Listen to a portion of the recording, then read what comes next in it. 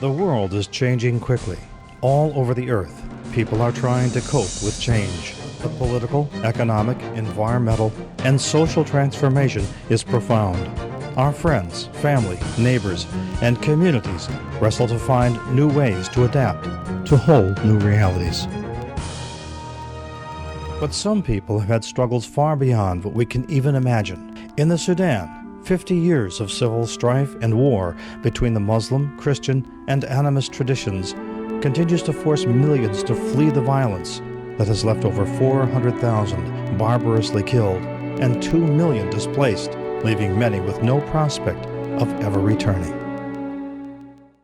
In the Southeast Asian region, the ancient country of Burma, now known as Myanmar, has a long history dating back to the Second World War of struggles for power and independence.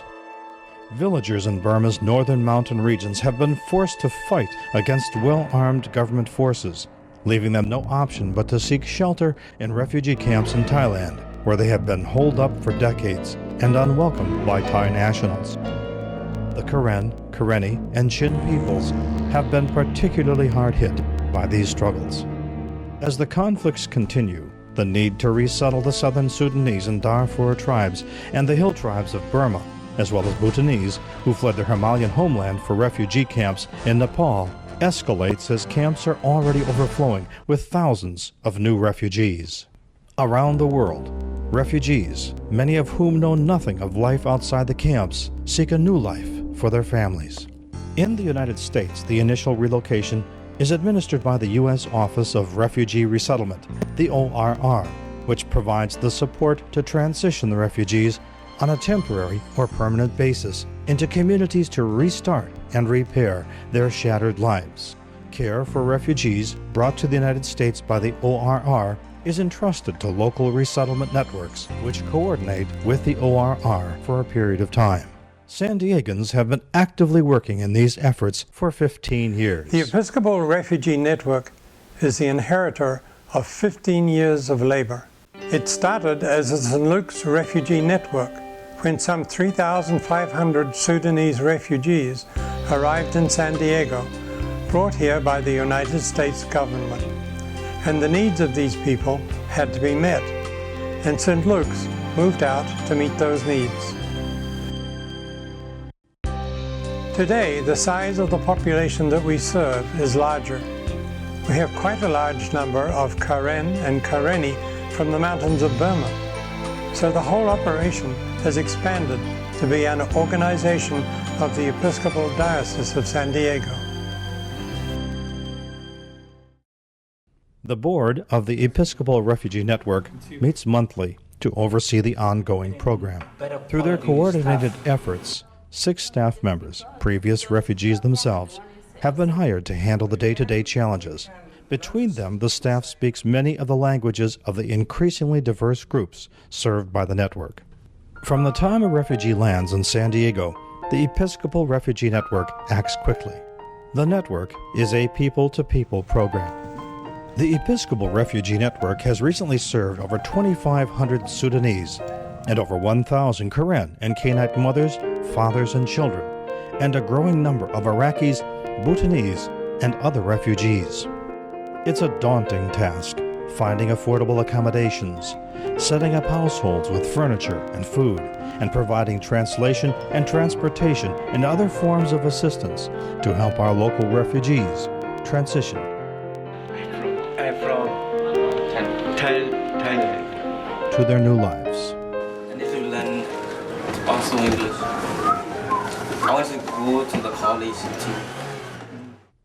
The Refugee Network provides day-to-day support, relying on its volunteers to assist in meeting the diverse needs of whole and single-parent families and their children, of teens, job seekers, and the older adult community, who must learn to cope with the challenges of self-sufficiency. The older women, for example, come sometimes with very complicated medical conditions, which we would never hear about because they are very easily isolated. They come in order to help the family, but it isn't very long before the children grow to the point where they don't answer to grandma anymore. At that point, they really go out especially, for instance, one lady that I was introduced to recently who speaks a language the only other person we know of who speaks is her son. When he's out of town, she's completely out of communication with anybody else. This, of course, is not a very common situation, but it's amazing how often there are individuals like that who, for one reason or another, are isolated and practically homebound. With each refugee family that arrives, the network works to get them to relative self-sufficiency as soon as possible. You might be wondering how you could help us, and we invite anyone that speaks English to come and volunteer as a tutor with us. My name is David Watson, and I've been tutoring in the Episcopal Refugee program for, I think, nearly 4 years now. There are some people who are natural teachers. Some of our very best tutors are students from some of the private and public schools around here who have had very little teaching experience. But they come in and they connect with the kids, and they do a terrific job.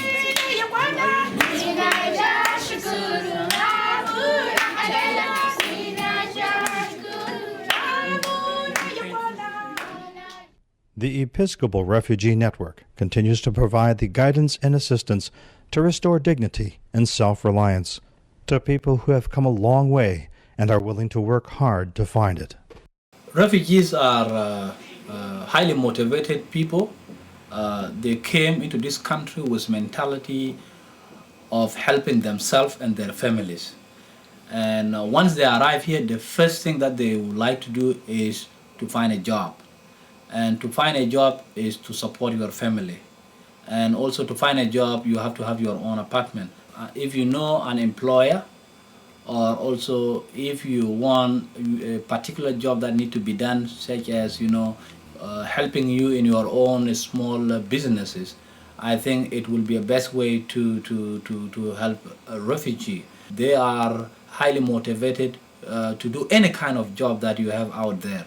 So if they could work in the factory, they could work at homes, anything that you want it done, it could be done by a refugee. All humanity has a longing to care. Now more than ever, compassion for those displaced due to the ongoing shift in global stability is needed. The Refugee Network can continue its work only so long as it can support its staff, pay the gas mileage, support the van that takes people to appointments, the truck which is used to deliver food, and that's quite an expensive operation these days.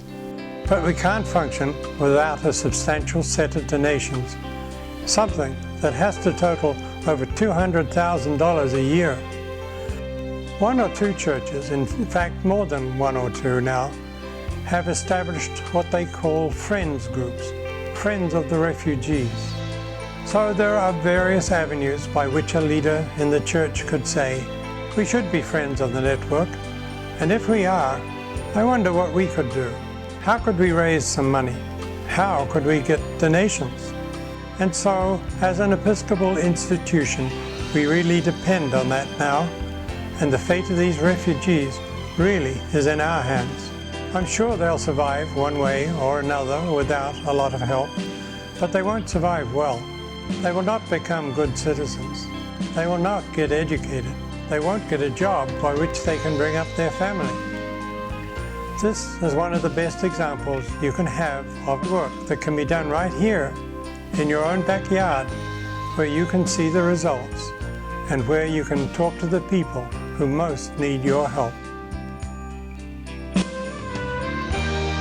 The Episcopal Refugee Network. Please give of your time, of your bounty, and your blessings with your financial aid, so critical right now to continue and to expand our capacity to care for those who long for basic human dignity and peace. Here's what you can do.